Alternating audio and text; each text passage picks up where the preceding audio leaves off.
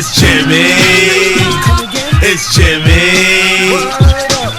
Jim Alexander. Hi, how are you? I'm doing good. Tell me, this is a big turnout for this show. Tell me what the appeal is about it to the general public that you feel that you've seen, and what really is the factor that draws everyone in about Cosmos. I think there's a great interest in science, and that science is not some boring class you take at school. It's the study of nature and by extension ourselves. And there's something about Cosmos that's just, and I really can't take the credit for this. It's really Andrewian that presents a science education in a way that's deeply moving and relatable and wildly entertaining. And I think a lot of people who watch the show go to it for that reason. A lot of people who work on the show, who wanted to work on the show, like it for that reason too. What is something about outer space that we should know about? The general public, kind of everyday person that we might not acknowledge or might not be aware of. Is there something in particular that we should be aware of in general? You know, there's an episode that asks the question, are we ready to make contact with extraterrestrial life?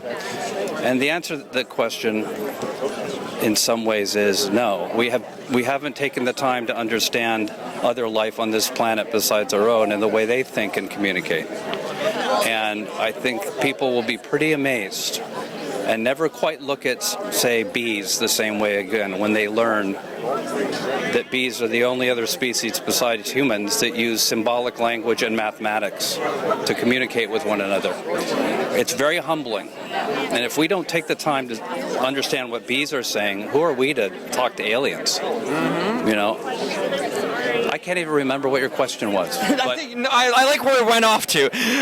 Here's the kind of on that same path. How likely are we in our lifetimes, or maybe our grandkids' lifetimes, to make contact with another species? And has there really been enough proof to this point to think that there is something out there besides us? There's no direct evidence that there's other life on other worlds, but there's one. Life got started the second the conditions were right on Earth. And it wasn't always right. This was a giant ice ball at one time. The moment, almost immediately, when the conditions were right on Earth, life took hold. So we know it happens, and that it happened here. It happened fast. It's been around for 4 billion years, and it's diversified over those 4 billion years. To me, personally, I can't speak for everyone here, that tells me it's probably happening everywhere. That it's not you. There's no reason to think we're unique. Yeah. I think it's happening everywhere. And finally, there's been a lot of changes on Earth, technically, with climate, and a lot of things are changing that have been around for decades and centuries. Is there a possibility instead space could be changing too and evolving the way, either through our trips there and, bringing foreign objects into space? Is that a potential for it to be affected as much as we're affecting Earth? I don't think human beings are having much of an impact physically on outer space, but the universe is evolving in the very same way that everything here on this planet is evolving. It's expanding.